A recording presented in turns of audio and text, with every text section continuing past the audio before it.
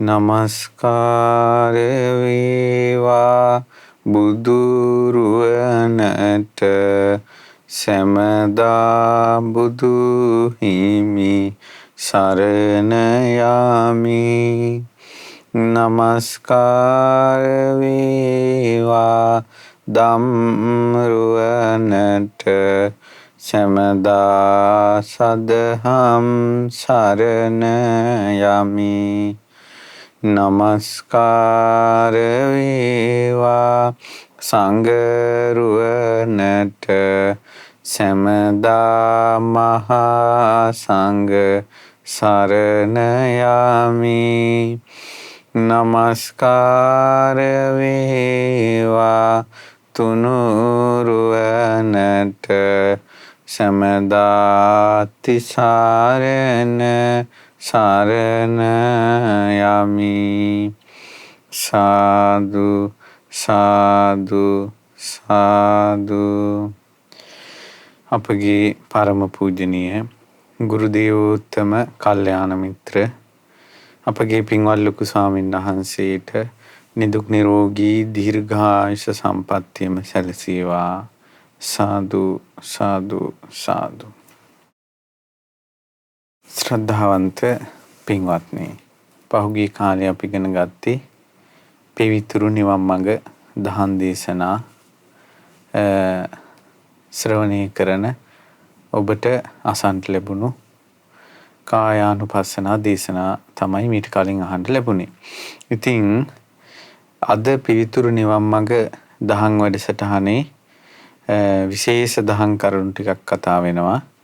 ඊට කලින් අපි මතක් කරමු අද මේ උතුම් දහම් දේශනාව ශ්‍රද්ධා රූපවාහිනියෙන් ලක්විරු ගුවන් විදුලියෙන් විකාශනය කරවන්නට දායකත්වයේ දරන්නේ නොම්බර 623 රාජගිරි උද්‍යානය නාවලපාර රාජගිරිය යන ලිපිනේ පදිංචි පින්වත් දමයන්ති මුණසිංහ මහත්මිය විසින් මිය පරලෝකීය දෙමව්පියන්ට පින් අනුමෝදන් කිරීමත් මුල් කරගෙන එතුමිය අද ධර්ම දානය සිද්ධ කරනවා.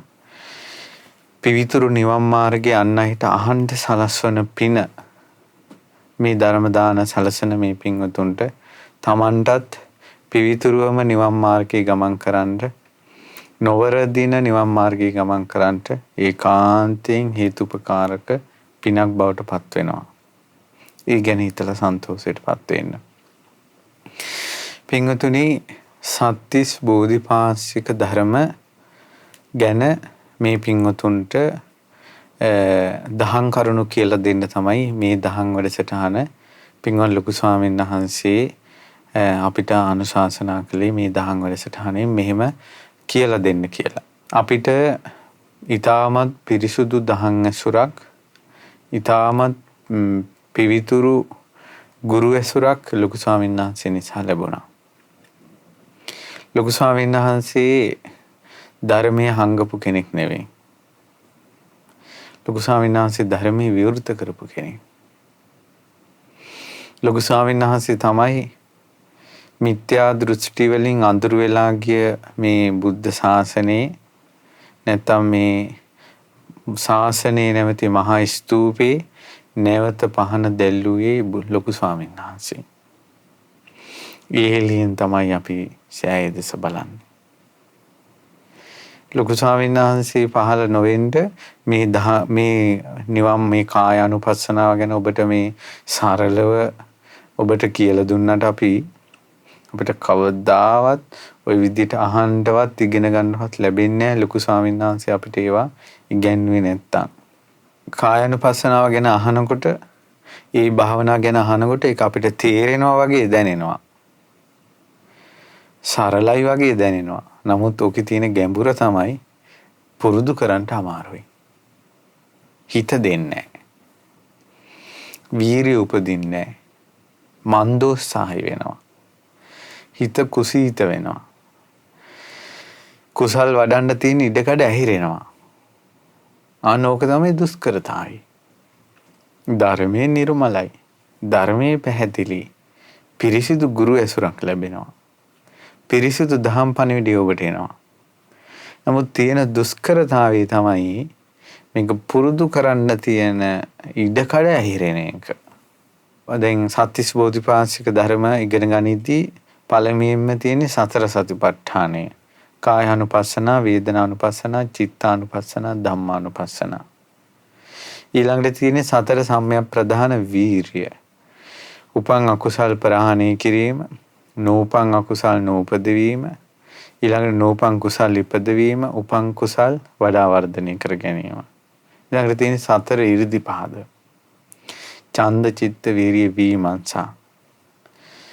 අපි කිටින් කිව්වට වචන සම්පූර්ණයෙන්ම ඉගෙන ගන්න වෙනවා අපිට. ඡන්ද පදාන සමාධි සංඛාර සමන්නාගත ඉරිදිපාදේ කියලා තමයි කියන්නේ. ඒක තමයි සම්පූර්ණ වචනේ. චිත්ත පදාන සංඛාර සමන්නාගත ඉරිදිපාදය. චිත්ත සමාධි පදාන සංඛාර සමන්නාගත ඉරිදිපාදය. විරිය සමාධි පදාන සංඛාර සමන්නාගත ඉරිදිපාදය. විමර්ශා සමාධි පදාන සංඛාර සමන්නාගත ඉරිදිපාද. ඔය විදිහට ඉරිදිපාද 4. ඊළඟට සද්ධා, විරිය, සති, සමාධි, ප්‍රඥා කියන ඉන්ද්‍රිය ධර්ම. සද්ධා, විරිය, සති, සමාධි, ප්‍රඥා කියන බල ධර්ම.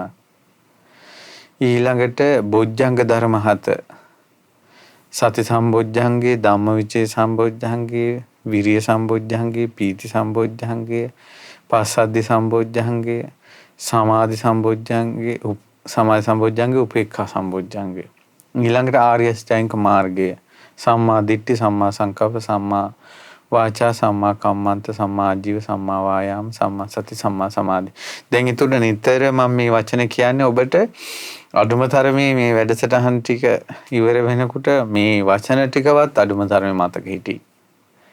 බුදු කෙනෙක් දේශනා කළ දහම් පදයක එක වචනයක් මතක හිටීමත් බොහෝ උපකාරයි. බොහෝ උපකාරයි. ඉතින් පින්වතුනි දැන් ඒකෙන් ඔය 37න් එකක් තමයි දැන් අද 11 වෙනි වැඩසටහන අද දක්වාම එකම එක කරුණක් ඉගෙන ගත්තේ. ඒ තමයි කායානුපස්සනාව. හැබැයි මෙච්චර විස්තර කිරීම ඉදිරි කරුණු විස්තර කිරීමේදී අපිට කරන්න වෙන්නේ නැහැ. නමුත් මතක තියාගන්න මේ කායානුපස්සනාව හරියට කළොත් බෝධිපාක්ෂික ධර්ම අනිත් 36ම වැඩෙනවා. මේක හරියට කළොත්. ඒ නිසා මම හිතුවා අද දවසෙත් කායානුපස්සනාව විස්තර කරන්න ඕන කියලා. දැන් කායානුපස්සනාව විස්තර කරද්දී බුදුරජාණන් වහන්සේ ආනාපාන සති භාවනාව විස්තර කළා. ආතාපි සම්පජානෝ සතිමා විනේය ලෝකී අභිජ්ජා දෝමනස්සං. ඒ කායානුපස්සනාව වඩන්නේ කෙලෙස් තවන වීරියෙන්, සිහිනුවණින්, මනස සිහියෙන් යුතුව ලෝකේ ඇලින් ගැටින් දුරු කරමින්. ආනාපාන සතිය.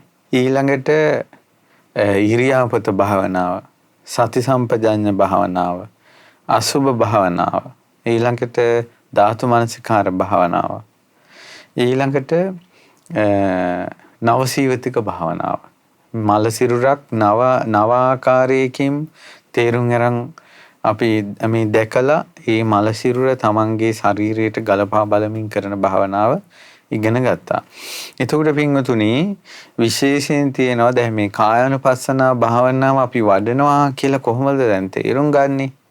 දැන් ඔන්න ආනාපාන සතිය හරිය, අසුභ භාවනාව හරිය, මොකක් හරි භාවනාවක් අපි වඩනවා. ඒ වඩද්දී බුදුරජාණන් වහන්සේ වදාලා මේ භාවනාව වඩන්නේ කොහොමද කියලා දැනගන්න ක්‍රමයක් තියෙනවා. මජ්ක්‍ධිම නිකායේ 3 වෙනි පොත් වහන්සේගේ කායගත සතිය කියලා වෙනම සූත්‍රයක් තියෙනවා. ඉතින් සංඝයා කතා වෙනවා බුදුරජාණන් වහන්සේ මේ කායානුපස්සනාව කියන එක වදාරපු දේ මහා ආශ්චර්ය දෙයක්, අద్భుත දෙයක්, පුදුම දෙයක්. මේක මහත්ඵල මහානිසංස තියෙනවානේ මේ කායානුපස්සනාව භාවනාවේ විතරක් කියලා. ඉතින් සංඝයා එහෙම කතා කරගෙන ඉන්නකොට බුදුරජාණන් වහන්සේ ඉතින්ට වෙරලා ඒ අදාළ වූ කතාව ගැන අහලා බුදුරජාණන් වහන්සේ දේශනා කරනවා කොයි විදිහට වඩනකොට, කොයි විදිහට බහුලව වඩනකොටද කායානුපස්සනාව මහත්ඵල මහානිසංස වෙන්නේ. කියන්නේ කායානුපස්සනාවේ ප්‍රතිඵල ලබලා දෙන්නේ කොයි විදිහට වැඩුවොත් ආනාපාන සතිය. එහෙම නැත්නම් අසුභ භාවනාව, ධාතු මනසිකාරය. ඒ තමයි ඒ භාවනාව වඩද්දී අප්‍රමාදීව කෙලස්තාවන වීරියෙන් යුතුව දහමට දිවිපුදා ওই භාවනා වඩද්දී ගේහසිත සර සංකල්පනා ප්‍රහාණය වෙනවා. ගේහසිත සර සංකල්පනා ප්‍රහාණය වෙනවා කියන්නේ ගිහි අය හිත මේ ලාමක දේවල්, ගෙවල් දොරවල්, අඹදරුවෝ, කාමය, රාගය, ඊළඟට මේ ලාමක දේවල් හිත හිතා මේ බොල්ලන්ද විදිහට ඉන්න ලෝකයක් තියෙනවානේ. ඒ බොළඳකම හිතෙන් නැති වෙලා යනවා. කායානුපස්සනාව වඩනකොට හිතේ බොළඳකම නැති වෙනවා.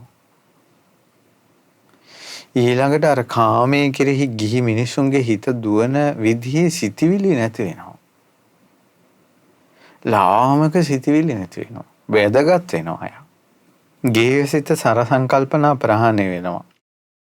කාම සහගත කල්පනා ප්‍රහාණය වුණාට පස්සේ තමා සිතම සිත අජ්ජත්තමේව චිත්තං සම්තිට්ඨති. තමා තුළම සිත පිහිටනවා. හොඳට කය ගැනම ප්‍රකට වෙනවා. සන්නිසීදති, ඒ තුළම හිත තියෙනවා. ඊට පස්සේ ඒකෝදි හෝති, එක්තැන් වෙනවා හිත. සමාධියති, හිත සමාධිමත් වෙනවා. ඔන්න ඔය විදිහට තමයි කායානුපස්සනාව වඩන්නේ. ඒ කායානුපස්සනාව වඩද්දී අර ලාමක ගති හිතෙන් නැති වෙලා යනවා. බොළඳකම් නැති වෙලා යනවා. මේ ලාමක සිතිවිලි හිතට එන එක නැති වෙලා යනවා. අර භාවනා අරමුණේම හිත වෙලා කායම ප්‍රකට වෙන්න ගන්නවා. හිත එකඟ වෙනවා, සමාධිමත් වෙනවා. ඔය භාවනා 14ෙම ඔක වෙනවා. එහෙම වෙනවා නම් ඒ භාවනාව මහත්ඵල වෙනවා, මහානිසංස වෙනවා. දැන් අපි කායානුපස්සනාව කියලා භාවනාව වඩලා ආපහු ඇවිල්ලා කට්ටියත් එක්ක පරණ විදිහටම ඉන්නවා. දැන් මුල් කාලේ නම් ඔහොම වෙයි. දිගින් දිගටම වඩලා එහෙම වැඩුවා කියලා සාමාන්‍ය ලෝකෙට මොහු වෙනා කියලා අර කායානුපස්සනාවෙන් උපද්දවන මහත්ඵල මහානිසංස බව උපද්දවන්නේ. හේතුව යගේ භාවනාව ඒ විදිහට නෙමෙයි වැඩිලා තියෙන්නේ. ඉතින් පින්වතුනි මේ කය ගැන නොයේක ආකාරයෙන් විමසලා බලන්න ඕන.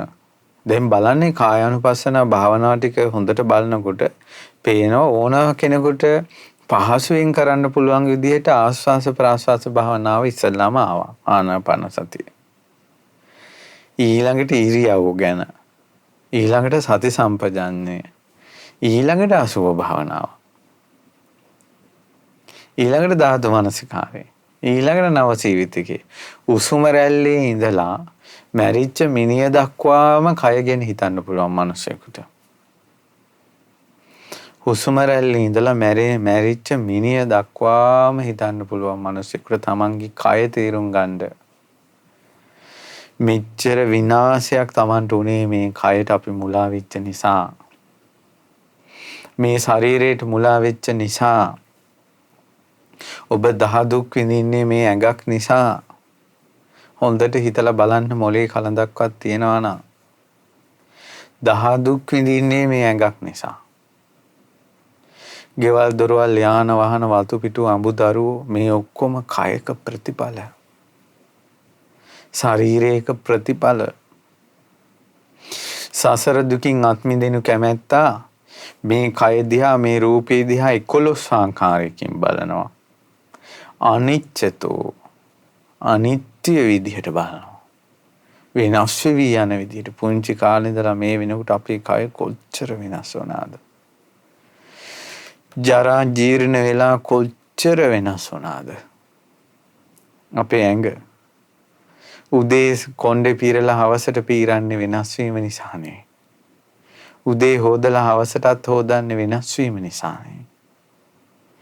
දවසින් දවස පූජර් ගාන්නේ වෙනස් වීම නිසානේ. දැන් කෑම කවලා දවල්ටත් කවන්නේ වෙනස් වීම නිසානේ. නිට්ටයයි නම් නැවත නැවත ඕන වෙන්නේ නෑනේ. අනිත්‍යයි මේ ශරීරය. අනිත්‍යයි. අනිච්චතෝ අනිත්‍ය වශයෙන් මේ කය ගැන බලනවා. දුක්ඛතෝ දුක් වශයෙන් බලනවා. හොඳට බලන්න නුවණ තියෙනවා නම් මේ ලෝකේ යම් තාක් දුකක් තියෙනවා නම් ඒ දුක් ටික ඔක්කොම මේ කයට බලපාන්නේ. කයට බලපාන්නේ. අපි ගමු සමස්තයක් වශයෙන් දුක්ඛාරිය සත්‍යය ගමු. ජාතිපි දුක්ඛා මේ ශරීරේ ඉපදෙන්නේ. ජරාපි දුක්ඛා වයසට යන්නේ. ඊළඟට ව්‍යාධිපි ලෙඩ වෙන්නේ. මරණම්පි මැරෙන්නේ මේ ඇඟනේ. ප්‍රියංගෙන් වෙන් වෙනවා කියන්නේ ශරීරනේ. අප්‍රියං හා එක් වෙනවා කියන්නේ ශරීරනේ. අප්‍රිය වස්තු මේ ඔක්කොම ශරීරයක් තියෙන නිසානේ. දුක් අන්දරාවම මේ ශරීරයත් එක්ක උරුම වුණා. දුක් අන්දරාවම උරුම වුණා. දුකක්මයි මේ ශරීරය. එතකොට මේ ශරීරේ දුක්ඛතෝ අනිච්චතෝ දුක්ඛතෝ රෝගතෝ රෝගයක් විදිහට බලනවා. හොඳට බලන්න යන්තාක රෝග ඇද්දේ සියලුම රෝග කොහෙටද හැදෙන්නේ? මේ කයට. මනස කියලා යමක් ඇද්ද? විඥානය කියලා යමක් ඇද්ද? සිත කියලා යමක් ඇද්ද? ඒ මේ රූපේම බැසගෙන තියෙනවා. මානසික ලෙඩ හැදුනත් ඒ ඔක්කොම ප්‍රකට වෙන්නේ මේ කයින්. මේ ලෝකේ ප්‍රෙෂර් කියලා එකක් තියෙනවා නම් ලෙඩක්නේ ඇඟෙන් තමයි ඒක පේන්නේ. සීනි අමාරු ඇඟෙන්. කොලෙස්ටරෝල් ඇඟෙන්. ඊළඟට පිළිකා ඇඟෙන්. බගන්දර ඇඟෙන්. යම් තාක් රෝග. අර බහු දුක්ඛෝ අයං කායෝ බහු ආදීනයෝ ඉතිමස්මින් කායේ විවිධාබාධා උපජ්ජಂತಿ. සියති ඉදං චක්කු රෝගෝ සෝත රෝගෝ ඇස් ලෙඩ කන් ලෙඩ නහය ලෙඩ කයේ ලෙඩ දිවේ ලෙඩ කටේ ලෙඩ දත්වල ලෙඩ අපස්මාර බගන්දරා කුෂ්ඨ ගඩු ඔය ඔක්කොම ටික හැදෙන්නේ මේ ඇඟටනේ. මේ ශරීරේ රෝගයක්. මේ ලෝකේ ඔබ ඕනම රෝගයක් ගැන විස්තර ඉගෙන ගන්න. මේ ලෝකේ මිනිසුන්ට හැදෙන රෝග ඔබ ඉගෙන ගන්න බලන්න. ඉගෙන ගන්නකොට අනිවාර්යෙන් මේ රෝගේ ඉගෙන ගන්නේ ඇඟකින්, ශරීරය හරහා. ඒ රෝගේ පෙන්වන්නේ ඇඟක් හරහා. දැන් කියන්නකෝ අපි කියමුකෝ දැන් මේ දවස්වල කොරෝනා කියන වෛරසය ශරීරගත වීමත් එක්ක හැදෙන රෝගාබාධත් එක්කනේ කොරෝනා රෝගය විස්තර කරන්නේ. අර වෛරසේනේ. වෛරසේ නෙවෙයිනේ රෝගය. ඊ වෛරසේ ශරීරයට ගියාට පස්සේ ශරීරයේ මතුවන ලක්ෂණනේ රෝගය කියන්නේ. මේ ලෝකේ සියලුම රෝග හැදෙන්නේ මේ ශරීරයට. කේසා ලෝමා නඛා දන්තා තචෝ මංසන් නහරු අට්ටමින් ආදි වශයෙන් කුණප 32ක් තියෙනවානේ. මේ 32ටමයි ලෙඩ හැදෙන්නේ. වෙන දෙයකට නෙවෙයි. මුළු ශරීරයම රෝගයක්. මුළු ශරීරයම රෝගයක්. මේක වේදනා දෙන හැටි කොහොමද? රෝගතෝ අනිච්චතෝ දුක්ඛතෝ රෝගතෝ ගණ්ඩතෝ ගණ්ඩ කියලා කියන්නේ ගඩුවක් සැරව ගෙඩියක්. සැරව පිරිච්ච ගෙඩියක් හැදුනට පස්සේ ඇදුම් කනවා. ඒ සැර ඒක එබෙනවා මෙහෙම. ඔබනකොට එබෙනවා සැරව ගෙඩිය. මේකත් එබෙනවා මේ ඇඟත්. සැරව ගෙඩිය කොයින් හරි සිදුරු වුණොත් ලේ සැරව ගලනවා. මේකෙත් නව දොරකින් ගලනවා. සැරව ගෙඩිය ඇදුම් කනවා. එතකොට උඩින් තෙල් ගාන්න ඕන. ඒ වගේ මේකත් ඇදුම් කනවා. එතකොට කවන්න ඕන, පොවන්න ඕන, නාවන්න ඕන. සීතල කරන්න ඕන, රස්නේ කරන්න ඕන. ගමන් බිමන් ගෙනියන්න ඕන. ඇදුම් කනවා මේක. කෑවේ නැත්තම් ඇදුම් කනවා. වතුර බිව්වේ නැත්තම් ඇදුම් කනවා. නෑවේ නැත්තම් ඇදුම් කනවා. දාඩිය දානකොට ඇදුම් කනවා. එක තැන හිටියොත් ඇදුම් කනවා. නිදාගෙන හිටියොත් ඇදුම් කනවා. එක ඉරියව්වකින් ඉන්න බෑ.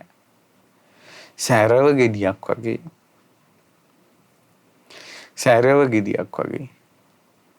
මේ මිනිස්සු ශරීර පතපතා ශරීර හොය හොයා මේ ඇඟවල් වලට ආස කරනවා කියන්නේ මේ සැරව ගෙඩි වලට ආස කරන. සැරව ගෙඩි ලෙවකකා මිනිස්සු සතුටු වෙන්නේ. මේ ශරීරේ සැරව ගෙඩියක් වගේ කියනවා. ගණ්ඩතෝ ඊළඟට අනිච්චතෝ දුක්ඛතෝ රෝගතෝ ගණ්ඩතෝ සල්ලතෝ උලක් ඇනුනා වගේ කියනවා. උල ඇනුනාට පස්සේ හරි අමාරුයි පරිසම් කරගන්න ඕන. එතන ආයේ බෙන්න දෙන්න බෑ. ඒ වගේම කකුලට සපත්තු දා ගන්න ඕන. ජර්සි දා ගන්න ඕන. ඇඳුම් වලින් පොරව ගන්න ඕන. ෆෑන් දා ගන්න ඕන. කොච්චර පරිසම් කරන්න ඕනේද? උලක් ඇනුන තැනක් වගේ. මේ ශරීරයේ උලක් වගේ. ආබාධතෝ මේ ශරීරයේ දිහා 11 ආකාරයකට බලනවා. ආබාධතෝ කියලා කියන්නේ ආබාධයක් විදිහට. මේ ශරීරයේ යන්තාක් ආබාධ ඇති වෙනවා නම් ඇති වෙන්නේ මේ ශරීරයේ කොටස් 32කටමනේ. අපි 33 කොටාසියෝ ගත්තොත් ඒ 32කටමනේ ආබාධ ඇති වෙන්නේ. වෙන කොහෙටද කියලා බලන්න. මුළු ශරීරේම ආබාධ. ශරීරේම ආබාධ. මේක එක එක කොටස් කුණු වෙවි යනවා. එක එක කොටස් ලෙඩ වෙවි යනවා. මහා දුකක් පින්වත්නි. වැඩි ඕනේ මුත්‍රාශයක ගලක් හිර වුණත් මහා දුකක්. නහරයක ගලක් හිර වුණත් මහා දුකක්. මුළු ශරීරේම අඩපණ වෙලා යනවා. දුකක්. නහරයකින් මුළු ජීවිතයක් කඩා වටවන්න පුළුවන්. නහරයක් පුපුරලා මිනිස්සු මැරෙන්නේ. එක නහරයක ගලක් හිර වෙලා මුළු ඇඟම අඩපණ කරන්න පුළුවන්.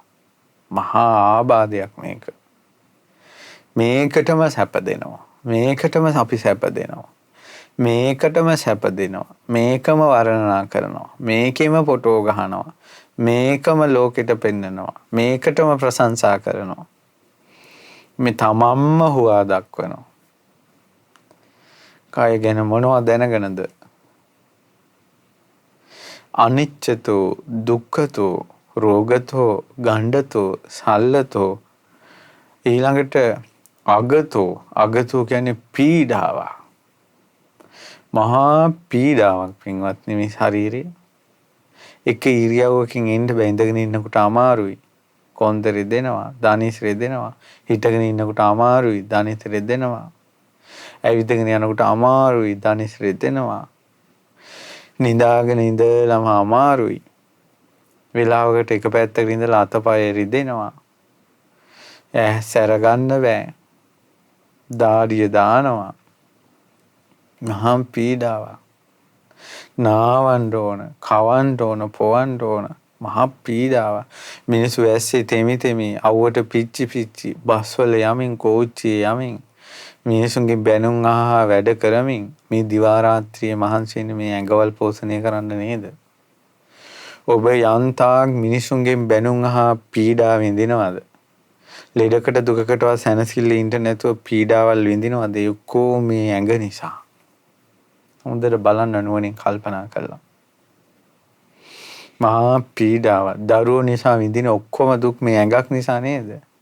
ඔය ඇඟෙන් නේද ඉපැද්දුවේ. ඒ දුකේ දරුවෝ නිසා විඳින සියලු දුක්වල උරුමකාරයා මේ කය. ඒ නිසා දරුවන්ට දෙස් දෙවොල් තියන්නේ නැතුව මේ කය පීඩාවක් විදිහට දකින්න.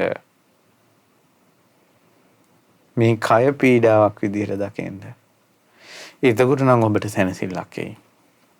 මේ ඇඟ අපිරිය කරගන්න. ආයේ මනුස්ස ලෝකෙකට එන්න එපා. ආයේ කයකට එන්නේ නැති ජීවිතයක් හදාගන්න.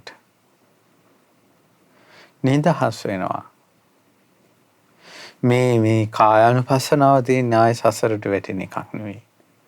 සසරින් නිදහස් වෙන එකක්.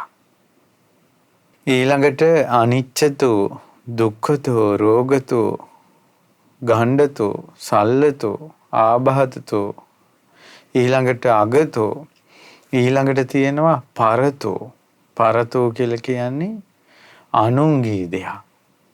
හරිනේ?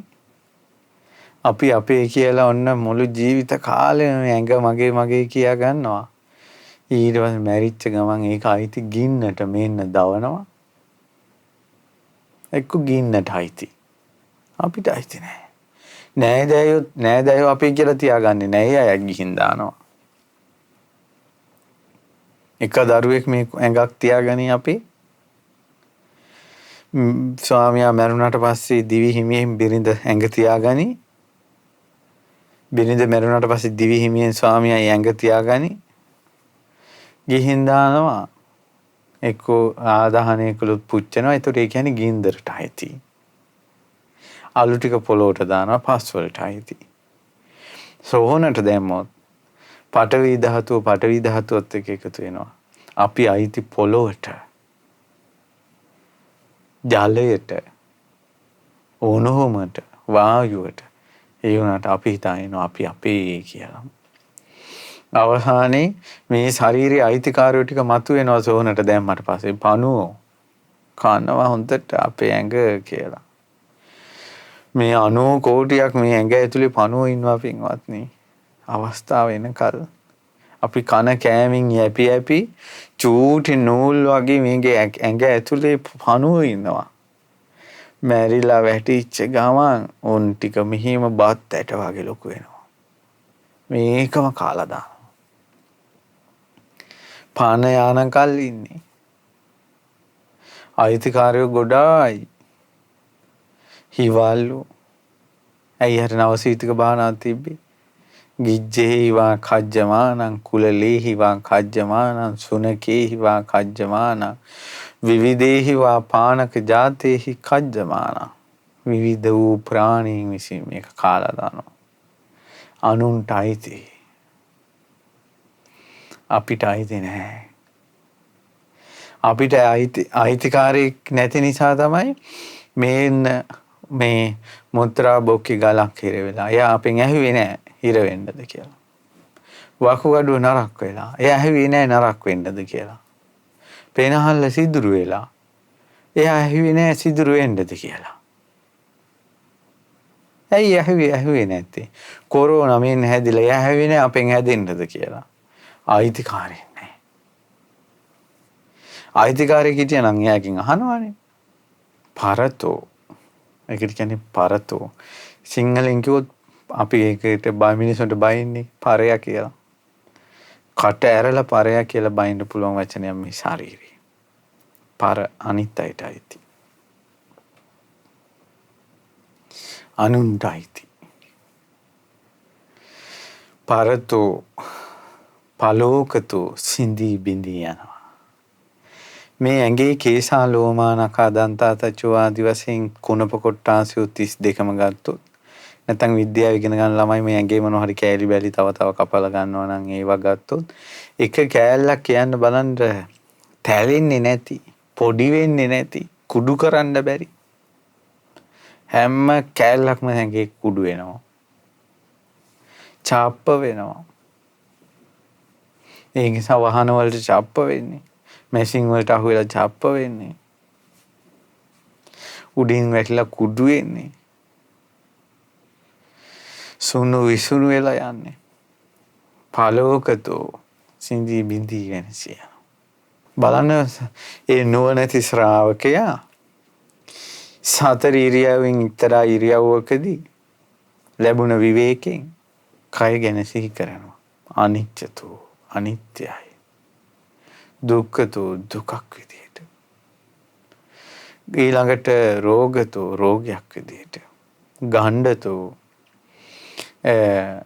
සැරව ගෙඩියක් විදියට. සල්ලතෝ උලක් විදියට. ආබාධතෝ ආබාධයක් විදියට. අගතෝ පීඩාවක් විදියට. පරතෝ අනිත්‍යයට අයිති දෙයක් විදියට. පලෝකතෝ සිඳී බිඳී වෙනසී යන දෙයක් විදියට. අනාත්තතෝ මේක අනාත්මයි. ඒ ශුන්‍යතෝ ඉස්සල ශුන්‍යතෝ කියන්නේ හිස් දෙයක් විදිහට. ඇඟක් නැහැ කියලා නෙවෙයි. මම දැක්කා සමහර අය ගොඩාක් අය මේ ශුන්‍යත කියන වචනේ විස්තර කරන්නේ නැහැ කියලා. නැහැ කියන වචනේ පරිපූර්ණ නැහැ. ශුන්‍යතෝ කියන වචනේ යෙදෙන්නේ බුද්ධ වචනේ මගේ ආත්මය කියන දේෙන් තොරයි. ඒකයි ශුන්‍යත කියන්නේ. කේසාන්තේ පටන් පාදාන්තේ දක්වා බලන්න මගේ ආත්මය කියලා ගන්න පුළුවන් දෙයක් තියෙනවද කියලා. කයේ වේදනා දෙනකොට වේදනාවල් දෙන්න එපා. කය ජරාවට යන්න එපා, වයසට යන්න එපා, ලෙඩ වෙන්න එපා කියලා පුළුවන්ද කියලා බලන්න තමන්ගේ වසඟේ පවත්තන්න. මේ ශරීරයේ ලේ අංශුවක් නෑ තමා මම කියලා දෙයක් සහිත. ඒ නිසා ලේ අංශුව පවා මම මගේ ආත්මය කියන දෙයින් හිස් ශුන්‍යතයි. ඊළඟට තියෙනවා අනත්තතෝ. අනත්තතෝ කියලා කියන්නේ අනාත්මයි. දැන් මම විස්තර කළේ අනාත්මය විස්තර කරන්නේ මේක ආත්මයක් වුණා නම් ආබාධ පිණිස පවතින්නේ. ওই විදිහට අනිත්‍ය වශයෙන්, දුක් වශයෙන්, මුල් වශයෙන්, රෝග වශයෙන්, ආබාධ වශයෙන් ওই විදිහට තියෙන්නේ ආත්මයක් නම්. ලබ්බේතච රූපේ, මේ රූපයෙන් ලබන්න පුළුවන් වෙන්න ඕන. ඒවම් මේ රූපං හොතු, ඒවම් මේ රූපං මා හෝසීති. මගේ රූපේ මෙසේ වේවා, මගේ රූපේ මෙසේ නොවේවා කිය. නච ලබ්බති රූපේ, රූපෙන් එහෙම ලබන්න බෑ. ඒ නිසා රූපය අනාත්මයි. රූපය අනාත්මයි. අන්න බලන්න මේ ශරීරය දිහා. මේ ශරීරය දිහා අනිත්‍ය වශයෙන්, දුක් වශයෙන්, රෝගයක් වශයෙන්, ගඩුවක් වශයෙන්, උලක් වශයෙන්, ආබාධයක් වශයෙන්, පීඩාවක් වශයෙන්, අනුන්ට අයිති දෙයක් වශයෙන්, සිඳී බිඳී වෙනසී යන දෙයක් විදිහට, හිස් දෙයක් විදිහට, ඊළඟට අනාත්ම දෙයක් විදිහට බලනවා. වැස්ස කාලට උතරන අසූචි වලක් වගේ නව දොරකින් අසූචි වැగిරෙනවා. ඇස් වලින් මේක ඇතුලේ පැහෙනවා, රෑ නිදා ගන්නකොට පැහෙනවා. ඊට පස්සේ මේ නාල කියලා පිරිසුදු වෙලා නිදා ගන්න කෙනා උදේට ඇස් වල කබ, කං කාදුරු ඇවිල්ලා, හොටු ඇවිල්ලා, කෙල වැగిරිලා, කුණු කෙල, මල මුත්‍රා පිරීලා, ඊළඟට කිහිලි වලින්, බෙල්ලෙන්, ඇඟෙන් දාඩිය දාලා, අපිරිසුදු වෙලා, ගන්ධසාර වෙලා, කට ගඳ ගහලා, මේ මොකල්ද මේ තමන්ගේ ඇඟ නේද මේ? තමන්ගේ ඇඟ නේද? උදේ පාන්දර නැගිටලා ගිහිල්ලා තමන්ගේ මූණ කණ්ණාඩියෙන් තමන්වත් බලන්නේ නැතුන් ඉස්සලා මූණට වතුර දාලා හොදලයි මිනිස්සු කණ්ණාඩිය දිහා බලන්නේ. මෙහෙමත් ජරා ශරීරය තියෙන සත්වයාට. මේකේ හැම ඩිංග ගැලෙව්වා නම් හැම නිසා තමයි මේකේ පැකින් එක හොඳයි. හැම පේනවා සුදුවට. ඒ නිසා පෙරේත කමෙන් පසුපස යනවා. මේ හැම ගැලෙව්වා නම් එකෙක් ළඟට කිට්ටු වෙන්නේ නැහැ. නහය වහ ගන්නවා. මැස්සෝ එලවන්න වෙනවා, වෙන වැඩක් නැහැ. සත්තු එලවන්න වෙනවා, වෙන වැඩක් නැහැ. හැම ගැලෙව්වා නම්. මේ ශරීරයේ හැම කියන එක ගැලෙව්වට පස්සේ තියෙන්නේ දෙහි ගෙඩියක් තරම්. හැම ගලවලා ගුලි කළොත් දෙහි ගෙඩියක් තරම් කියනවා. ඒකට නේද මේ ලෝක සත්වයා වසඟ උනේ. ඉතින් මේ පින්වතුනි කායානුපස්සනාව, කය ගැන හොඳට විමසනවා. හොඳට විමසනවා. ඉතින් මේ විදිහේ හොඳට විමසා ඉන්නකොට මොකද වෙන්නේ? මම හිතනවා මේ විස්තර මේ විදිහට කෙනෙක් සාමාන්‍යයෙන් ඇහුවොත් එහෙම ළමයින්ට මැදකදීන් අහන්න පුළුවන් දේශනාව. එහෙම අහනකොට මේ ආන්දර මොනවා කියනවද දන්නේ. මේ කියන විදිහට බණ ඇහුවොත් නම් මිනිස්සු ගෙවල් දොරල් එපා වෙලා දාලා අමුදරුවෝ එපා වෙයි, කසාදයක්වත් බඳින එකක් නැහැ කියලා. අනේ පින්වත්නි මේ විදිහේ කායානුපස්සනාවක් වඩන්න සංසාරේ මහා පිනක් තියෙන්න ඕන. කායානුපස්සනාව වැඩිම පසක තැබේවා මේ වාගේ ටිකක් අහන්නත් පිනක් තියෙනවා. මේක තමයි සත්‍යය. ඔය කියපු එකක් හරි බොරු කියලා කියන්න. දැන් මම කියපු ඒවා නෑ හඳුනනවා බොරුයි කියලා බොරු කියලා කියන්න පුළුවන් නම් ඕක තමයි යථාර්ථය. ඉතින් බුදුරජාණන් වහන්සේ දේශනා කරනවා පින්වත් මහණෙනි, ඔන්න යම්කිසි කෙනෙක් මේ කායානුපස්සනාව වඩනවා. කායානුපස්සනාව වඩනකොට මෙයාගේ හිත විතක්ක විචාර ප්‍රීති සුඛ සහිත ප්‍රථම ධානයටපත් වෙනවා. බලන්න ওই විදිහට කල්පනා කරනකොට එහෙම නැත්නම් ආනාපාන සතිය, ඉරියාපත, සති සම්පජඤ්ඤය, අසුභ භාවනාව, ධාතු මනසිකාරේ, අර මිනියක් ශරීරයට ගලපගෙන බලන නවසීතික භාවනාව මල සිරුර ගැන. ඒ භාවනාව ওই විදිහට කායානුපස්සනාව වඩනකොට පින්වතුනි විතක්ක ਵਿਚාර ඒ භාවනා අරමුණ සිහි කිරීම තමයි විතක්ක ਵਿਚාර. සහිත ප්‍රීතිය ඇති වෙනවා කියන්නකෝ. සැපේ ඇති වෙනවා. සහිත පළවෙනි ධානය ඇති වෙනවා. දැන් මේ වහනකොට මිනිසුන්ගේ මූණු ඇඹුල් වෙනවනේ. චී කියලා හිතෙනවනේ. මේක ප්‍රඥාවෙන් දකිනකොට ප්‍රීතිය ඇති වෙනවා, සැපේ ඇති වෙනවා. මුළු ඇඟම ප්‍රීති සැපෙන් තෙත් වෙනවා. ප්‍රීතියෙන් සැපේ මුළු ඇඟම තෙත් වෙනවා. ඒක කොහොමද කියලා කියන දේශනා කරන භාග්‍යවතුන් වහන්සේ.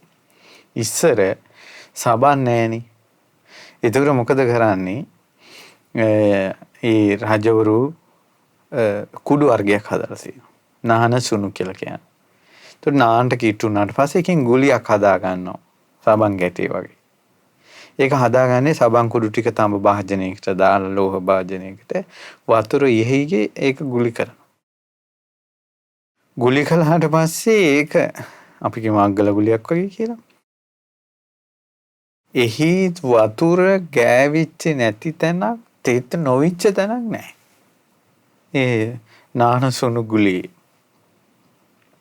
මේ වගේ මේ කායානුපස්සනාව වඩනකොට විතක්ක ਵਿਚාර ප්‍රීති සුඛ සැපේ සහිත සමාධිය තුනට පස්සේ මුළු ඇඟම තෙත් වෙලා ප්‍රීතියෙන් සැපේ. මේ ඇඟේ අසුබේමයි බැලුවේ. ඇඟේ යථාර්ථයමයි බැලුවේ. මුළු ඇඟම තෙත් වෙලා ප්‍රීතියෙන් සැපේ. ඒ වගේ එකක් කාම ලෝකේ තියෙනවද? ඒ වගේ සැපයක් කාම ලෝකේ තියෙනවද? ඊළඟට තියෙනවා පින්වත් මහණෙනි, තවත් ඉදිරියට තවත් එයා කායानुපස්සනාව වඩනවා. එහෙම වඩනකොට ඉතින් බුදුරජාණන් වහන්සේ වදාලා ওই විදිහට වඩනකොට මොකද වෙන්නේ? ගේහ හිත සර සංකල්පනා දුරු වෙනවා.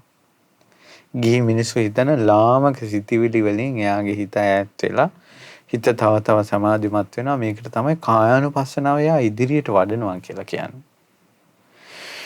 මෙයාට ඇති වෙනවා දෙවෙනි ධ්‍යානය. විතක්ක ਵਿਚාර රහිත තමන්ගේ හිත ඇතුළේම පැහැදීම ඇති වෙච්ච, සිත එකඟ වුණ, විතක්ක ਵਿਚාර රහිත වුණ සමාධියෙන් හටගත්ත ප්‍රීති සුඛය තියෙන. දෙවෙනි ධ්‍යානෙ හට ගන්නවා. එතකොට සමාධියෙන් හටගත්ත දෙවෙනි ධ්‍යානයේ ප්‍රීති සුඛය ඇති දෙවෙනි ධ්‍යානෙ මේ මුළු කයම තෙත් වෙනවා. අර ඉස්සෙල්ලා ඇති උනේ විතක්ක ਵਿਚාර ප්‍රීති සුඛයෙන්. විතක්ක ਵਿਚාරත් එක්කමයි ඇති උනේ. දැන් විතක්ක ਵਿਚාර අර භාවනා හිත අරමුණ මුල් කරගෙන නෙවෙයි, හිතේ ඇති වෙච්ච සමාධියෙන්ම තමයි ප්‍රීති සුඛය ඇති කරවන්නේ. ඒක බුදුරජාණන් වහන්සේ දේශනා කරනවා. ඔන්න උල්පතක් තියෙනවා. ගැඹුරුයි. හැබැයි උල්පතට කොහෙන්වත් වතුර එන්නේ නැහැ. වැස්ස එන්නේත් නැහැ. ඒ උල්පත ඇතුළෙන්ම සීතල වතුර උඩට එනවා. ඒතර උල්පතෙන්ම මතුවෙන වතුරෙන් ඒ ජලයේ සීතල වෙවි තියෙනවා. ඒ වගේ අර අපි දැන් මම ඔබට දැන් අර කායानुපස්සනාව ගැන කිව්වේ ගොඩාක් විස්තර කිව්වනේ. මේ ඇඟ උලක් වගේ මෙහෙමයි කිය ගොඩාක්. ඒතර හිතානේ භාවනා අරමුණ ගන්න ඕන. දෙවෙනි ධ්‍යානෙට ගියාට පස්සේ භාවනා අරමුණේ හිත පිහිටනවා. පිහිටෙව්වට පස්සේ අමුතුවෙන් බලෙන් ආයාසෙන් හිතා ඉන්න ඕනේ. සමාධිය විසින්ම මේ ප්‍රීතිය සැපේ උපද්දවනවා. මුළු ඇඟම තෙත් වෙනවා. මේ විදිහටත් භාවනා කරනකොට ගේහ සිත සර සංකල්පනා, මේ ලාමක සිතිවිලි, තුච්ඡ සිතිවිලි, ජරා සිතිවිලි, කාම සිතිවිලි මේ ඔක්කොම හිතෙන් අයින් වෙලා යනවා. අයින් වෙලා හිත සමාධිමත් වෙනවා. මේ විදිහට කායानुපස්සනාව වඩනවා. තවත් ඉදිරියට වඩනකොට මෙයාගේ හිත මොකද වෙන්නේ? ප්‍රීතියට ඇලෙන්නේ නැතුව ප්‍රීතියාංච විරාගා උපේක කෝච විහෙරති, උපේක්ෂාවෙන් ඉන්නවා. සිහිනුවණින් යුතුව කයෙන් සැප විඳිනවා මේ භාවනාවේ. ආර්යයන් වහන්සේලා කියන්නේ ඔය තුන්වෙනි ධ්‍යානෙට උපේක්ෂාවෙන් යුතුව සිහියෙන් සැපයෙන් ඉන්න භාවනාව කියලා. සමාධිය කියලා. ප්‍රීති රහිත සැපයෙන් ශරීරය තෙත් කරනවා. ප්‍රීතිය නැති සැපයකින් සැපේ. ඉතින් ඒක කොහොමද කියලා පින්වතුනි කියන්නේ තුන්වෙනි ධ්‍යානෙටම සමවදිනවා. ඒකේ ප්‍රීති නැති සැපයෙන් ඇඟ තෙත් වෙන හැටි. ඇඟ පිනා යන හැටි විස්තර කරනවා. විලක තියෙනවා රතු නෙළුමක් හරි ඕලු මලක් හරි වතුර ඇතුලේ. උඩට මතුවෙලා නැහැ සීතල වතුර ඇතුලේ. ඒකේ පටන් ගත්ත තැන ඉඳලා වතුර ඇතුලේනේ පොහට්ටුව තියෙන්නේ. අග දක්වාම වතුරෙන් තෙත් වෙලා. මේ වගේ කියනවා ඇඟ තෙත් වෙලා තියෙන්නේ. ප්‍රීති රහිත සැපෙන්. ওই විදිහටත් භාවනාව කායानुපස්සනාව වඩනවා කියනවා. ඊට පස්සේ මේ විදිහට කායानुපස්සනාව වඩද්දී ප්‍රීතියයි සැපයයි ඒ ප්‍රහාණය කළා කලින්ම අප්‍රමාදීව සැප දුක කලින්ම දුරු කළා මානසික මෙයා සමාධිය දියුණු කරලා දුක් සැප රහිත පිරිසිදු උපේක්ෂාවෙන් යුක්තව හතරවෙනි ධ්‍යානෙ පිරිසිදුම උපේක්ෂාව තියෙන්නේ. එතන සැපත් කියලා එකකුත් නැහැ දුකක් කියලා නැහැ. පිරිසිදු උපේක්ෂාව. ඒ උපේක්ෂාවෙන් කය ගොඩාක් පිරිසිදු කරනවා ප්‍රභාස්වර කරනවා. බලන්න මේ කයේම ආදීනව හිත හිටියේ. ඉතින් මේ අනුව පේනවානේ කායානුපස්සනාවේ ඕනෑම භාවනාවකින් ධ්‍යාන හතරම උපද්දවන්න පුළුවන් කියලා. මේ කායානුපස්සනාවේ සමාධි ගැන විස්තර කරන්නේ.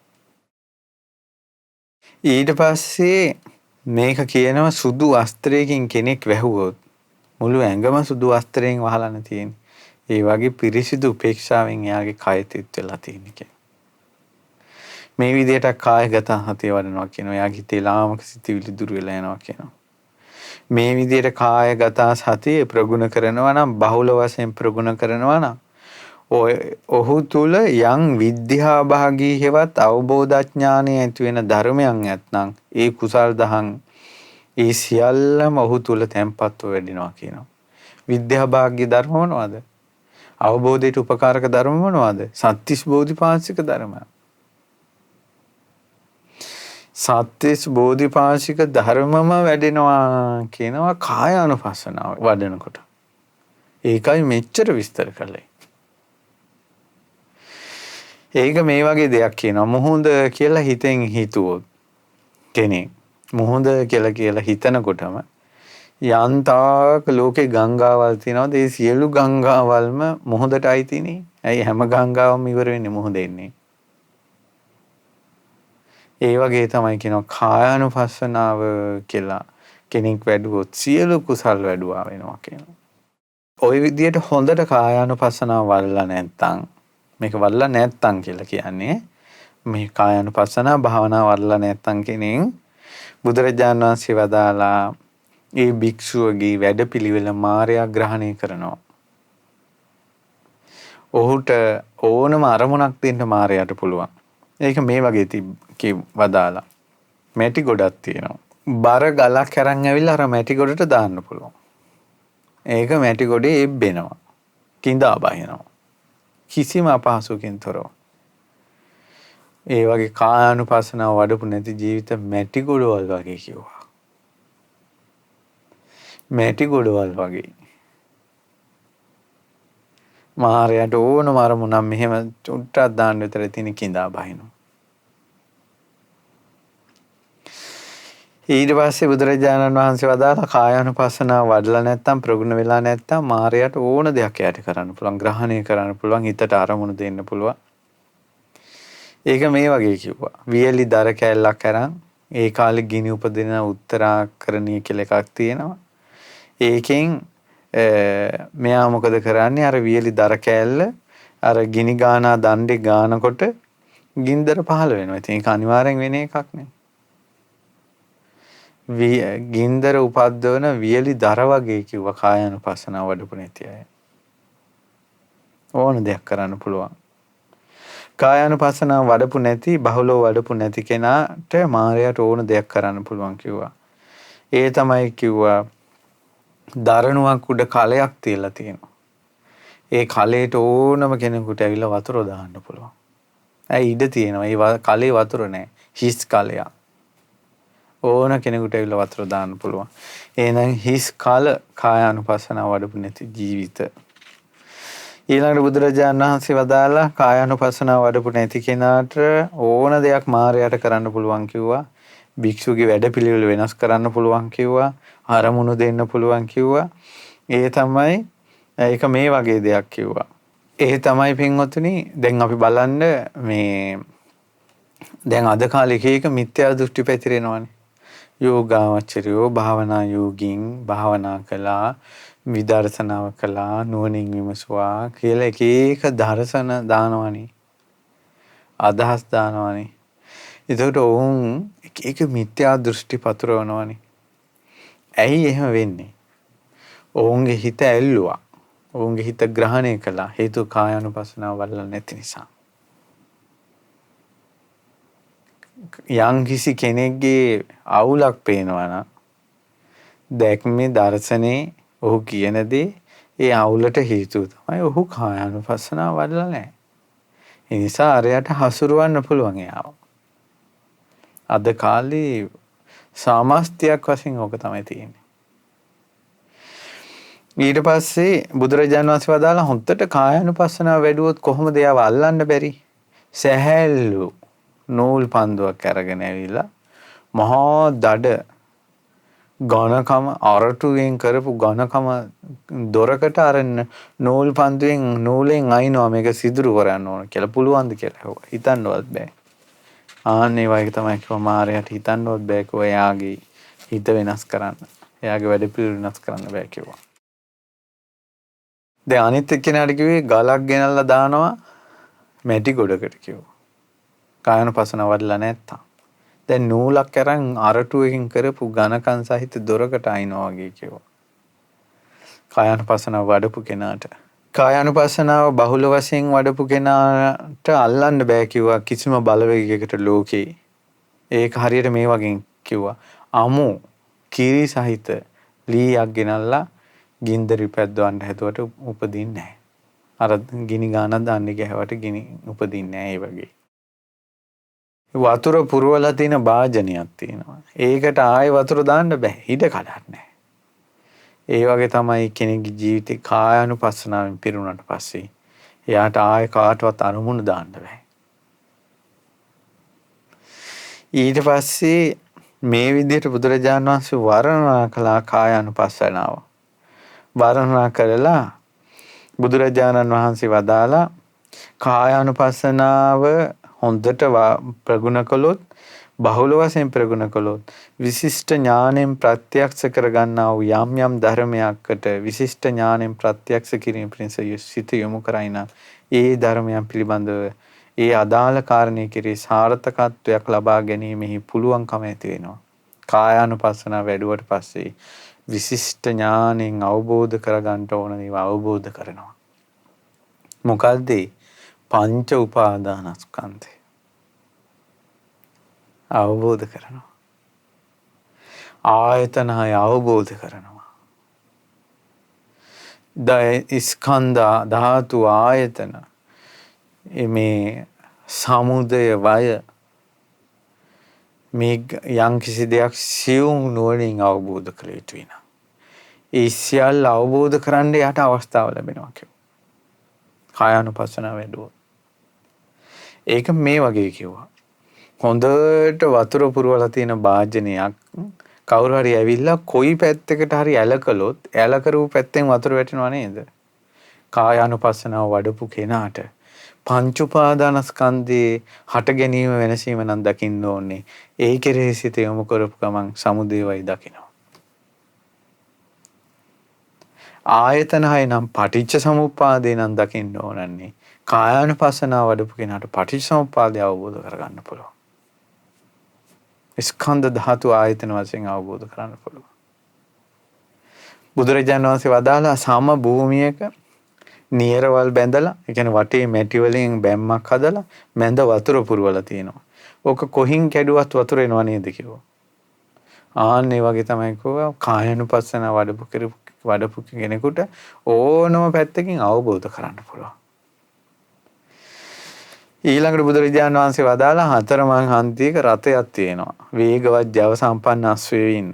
හොඳ රථාචාර්යවරයෙක් ඒ අශ්වයා පිට නැගලා වම් අතින් රැහැන අරන් දකුණු අතින් කෙවිත අරගෙන ඒ ඕනම පාරක ඒ අශ්වය ගෙනියන්න පුළුවන් නේද කිව්වා. ඒ වගේ තමයි කායानुපස්සනාව වැඩුවට පස්සේ ඕනම පැත්තකින් අවබෝධය ලබන්න පුළුවන් කිව්වා. ඉතින් බුදුරජාණන් වහන්සේ කායानुපස්සනාව වඩන එක මේ තරම් වර්ණනා කළා. වර්ණනා කරලා ඒ අමෘතේ වළඳුවා කියලානේ කියන්නේ කායानुපස්සනාවට. දැන් ඔබත් මොහොතක් අමෘතේ සුළඟ තමයි වෙන්නේ. ඊළඟට තියෙනවා බුදුරජාණන් වහන්සේ වදාලා කායानुපස්සනාව බහුල වශයෙන් වැඩුවොත් මෙන්න මේ ආනිසංස 10 කැමති වෙන්න ඕන.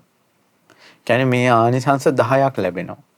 එකක් තමයි ආරති රති කමෝ හෝති. ආරති කියලා කියන්නේ භාවනාවට කුසල් වඩන්න හිතේ අකමැත්තක් තියෙන්නේ. ඒක නැති වෙනවා. ඒක ඉවසන්න පුළුවන්. ඒක යටපත් කරන්න පුළුවන්. රතිය කියලා කියන්නේ කාමයට හිත ඇලී යන ගතියක් තියෙනවානේ. ඒක මැඩ පවත්වන්න පුළුවන්. කාම සිතිවිලි, රාග සිතිවිලි, ආසා සිතිවිලි තප්පරයට යට යවන්න පුළුවන්. කායानुපස්සනා භාවනාව වඩනකොට. අරතිය මැඩ පවත්වන්න පුළුවන්. රතිය මැඩ පවත්වන්න පුළුවන්. ඊළඟට අරතිය ඔහු යට කරන්නේ. දැන් තියෙන බණ භාවනා කරගන්න බෑ කියලා හිතිච්ච ගමන් ගුළු වෙලා බුදියාගෙන එයා විසින් අපිව යට කරනවානේ. එහෙම නෙමෙයි. තමා විසින් අරතිය යට කරනවා. ඔන්න ආනිසංස. උපන් අරතිය යලි යලිත් මැඩගෙන වාසය කරන්න පුළුවන්. එන්න දෙන්නේ අර කුසීතකම් හිතට එන්න දෙන්නෙම නැහැ. බියජනක අරමුණු යටපත් කරන්න පුළුවන්. ඕනම බය තැති ගැනීම එනේවා යටපත් කර කර ඉන්න පුළුවන්.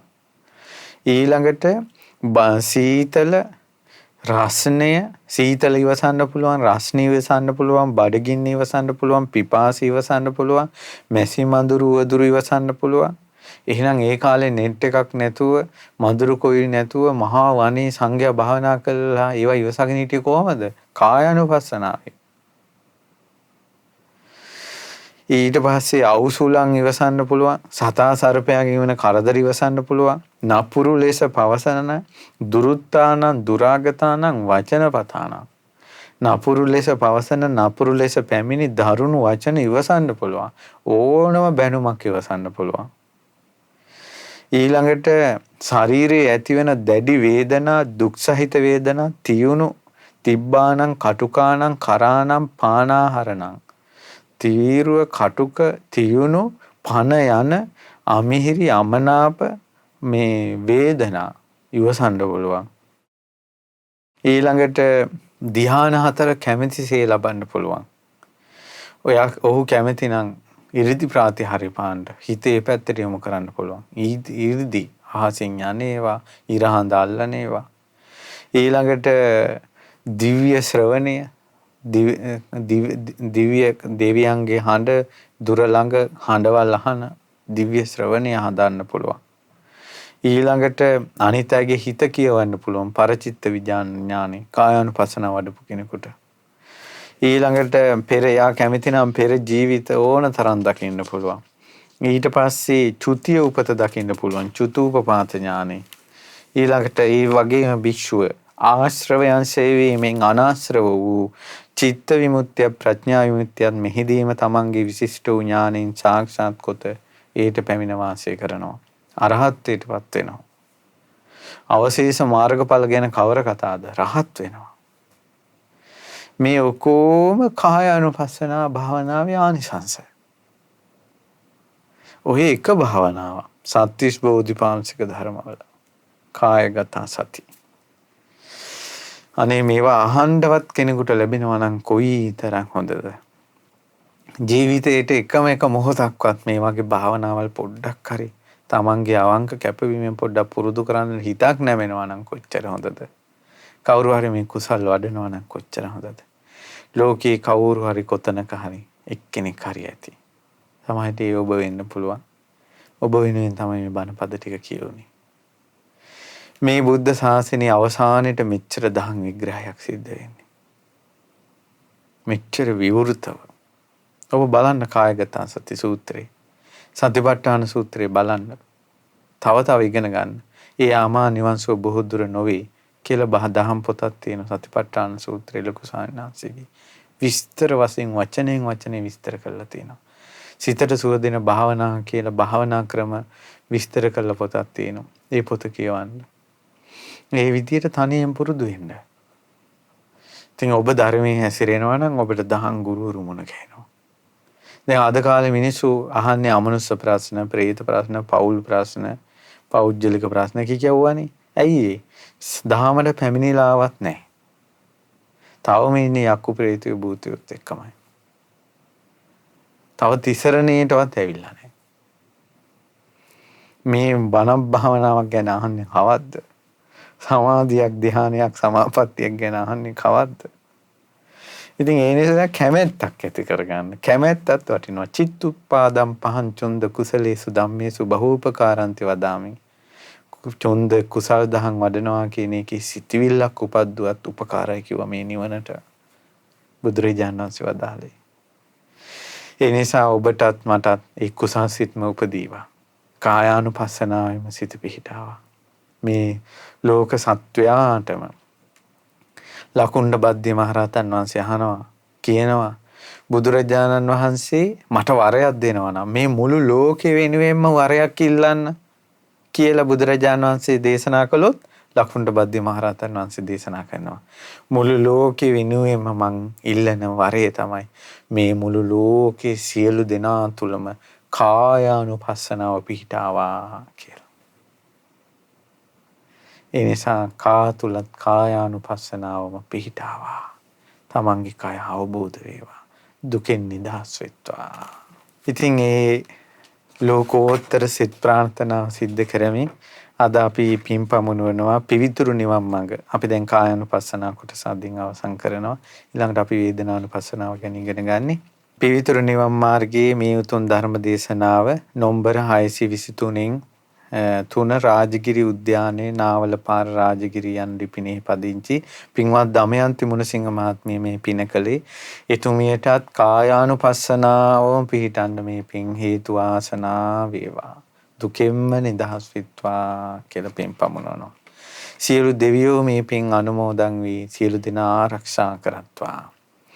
ඒ වගේම දමයන්ති මුණසිංහ මහත්මිය නමින් මිය පරලෝකයේ දෙමව්පියන්ට මේ පින් අනුමෝදන් වී පරලෝ සැපේ වේවා. ඒ වගේම මේ උතුම් කායානුපස්සනාව නැමැති මිහිරි දහම් පද අපිට ඉගැන්වූ අපිට කියලා දුන්න මාගේ ගුරු දේවෝත්තම පින්වත් ලොකු ස්වාමීන් වහන්සේ අපිට මේ ධර්මයේ විවෘත කළා, අනුකම්පා කළා. ලොකු ස්වාමීන් වහන්සේට පින් අනුමෝදන් වෙත්වා. ලොකු ස්වාමීන් වහන්සේ ඇතුළු ගරුතර මහා සංඝ රත්නයේට අනගාരികා මෑණිවරුන්ට පැවිදි අපේසික දූපතුන්ට කායානුපස්සනාව පිණිසම මේ පින් අනුමෝදන් වේවා. ඒ වගේම ඔබ අප කාටත් මව් දෙමව්පිය ඥාති බන්දු මිත්‍රාදීන්ටත් කාර්යමල්ලී සියලු දෙනාටත් ධර්ම ශ්‍රවණය කරපු සියලු දෙනාටත් මේ පින් බලෙන් කායගත සතිය සිත තුල පිහිටාවා. සසර දුකෙන් නිදහස් වෙන්න ධර්ම ශ්‍රවණයේ පිනත් හේතු වාසනා වේවා කියලා සිත පතනවා. තිරුවන් සරණයි. නමෝ බුද්ධාය. මෙවැනි වටිනා ධර්ම දේශනා නැරඹීමට ශ්‍රද්ධා YouTube channel එක subscribe කර සීනුව ලකුණ ඔබන්න.